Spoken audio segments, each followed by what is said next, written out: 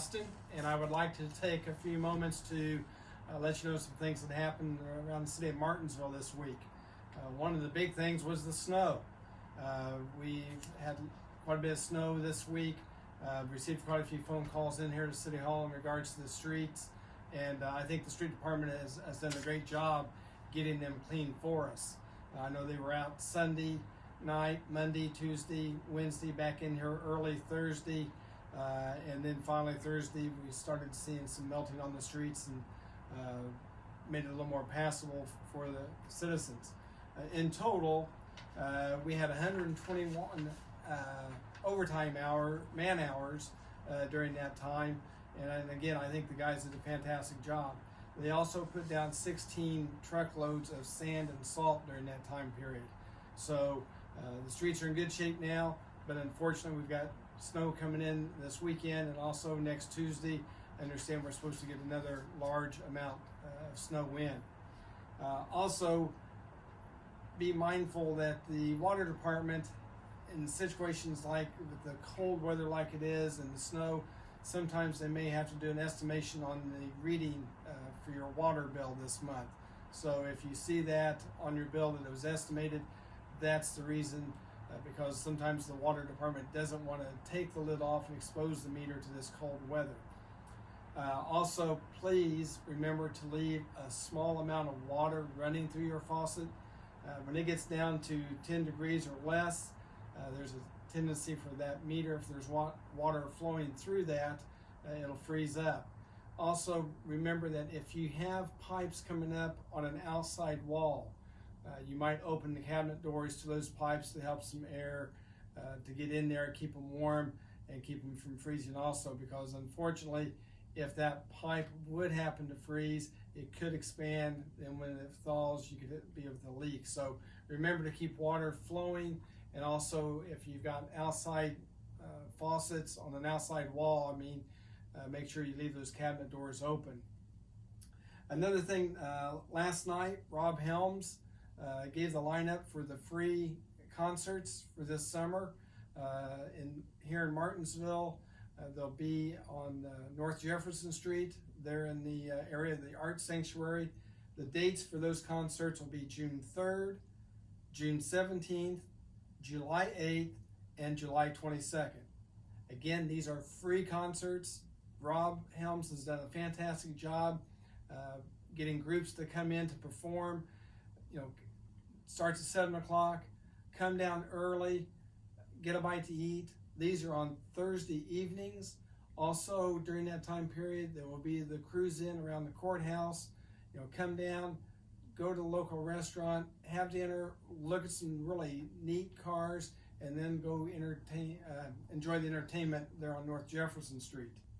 A lot of great things planned for the summer. We'll also have the 4th of July. Rob's planning on doing the concert at the park. As of right now, with what restrictions we have, we should be able to go to the park for the concert on the day of the 4th. So we're looking forward to that. Again, Gary's going to give you some updates on the water project, and then I will have a few closing comments after he's through. I'm Gary Oakes. I'm Director of Planning and Engineering for the City of Martinsville. I'm going to give you another update. Last week we talked about where we were going to be working. We didn't work. It was cold, it was snowy, so nothing happened on Pike Street this past week. Where are we going next week? Pike Street, where we're supposed to be. So we'll move forward with that. I wanted to also bring you up to date on some other parts of this water project. Part of the project that Miller Pipeline has includes we're going to replace over 70 fire hydrants around the city, and they're scattered, depends on location. Some of them right by the high school, some of them at the water plant, just literally all over the city. Those that have been identified by the fire department and the street department when they check them and flush them as those not functioning properly. So we'll be doing that. After we complete the downtown square, we have probably 6 blocks on Sycamore to do to the south of the square. There's about 6 blocks on Columbus to be done, running east and west across through there. South of the square, Jefferson also continues farther down. Clip the north end of town, Cunningham. Gets an expansion up there of two different locations, about 3 blocks each. And Grant and St. Clair have some continuation of the water projects. That's not going to happen until next spring, summer. All of our water project has to be done with it. We're doing with Miller Pipeline by September this fall, coming right up. The other half of what we're doing, the water project, though, is up at the water plant mainly. We're going 3 new wells up there, built a lab office building, just upgrading those facilities in general, so that's going on. Let me change gears here. I'm getting calls and questions about what are these big pipes they're doing out by the interchanges.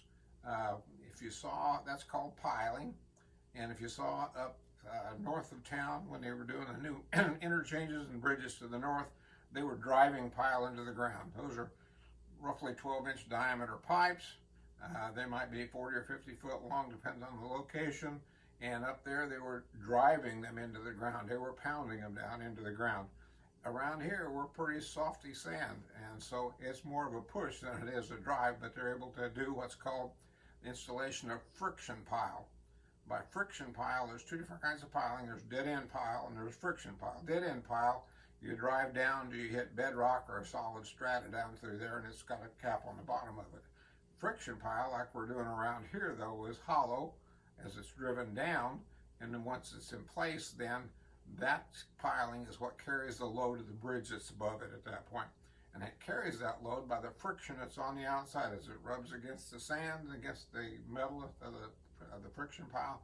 That resistance is what carries the load. So that's what the answer is. All these pipes you see laying around, they're being driven down into the ground, and you might see 10 or 12 foot sticking above the ground right now at this point. So as those are happening and occurring, you'll see it currently going on right at 252. So that's an update on that. Obviously, if you ever have any questions of what's going on out there construction-wise, just give us a call and we'll help you bring it up to date. Thanks.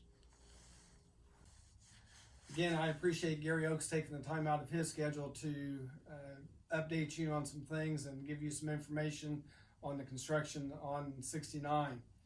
Just want to remind everyone to please continue to support our local restaurants and our merchants. Remember to wear your mask, wash your hands, and practice social distancing. With God's grace, we will get through this, and the days will get better. Thank you.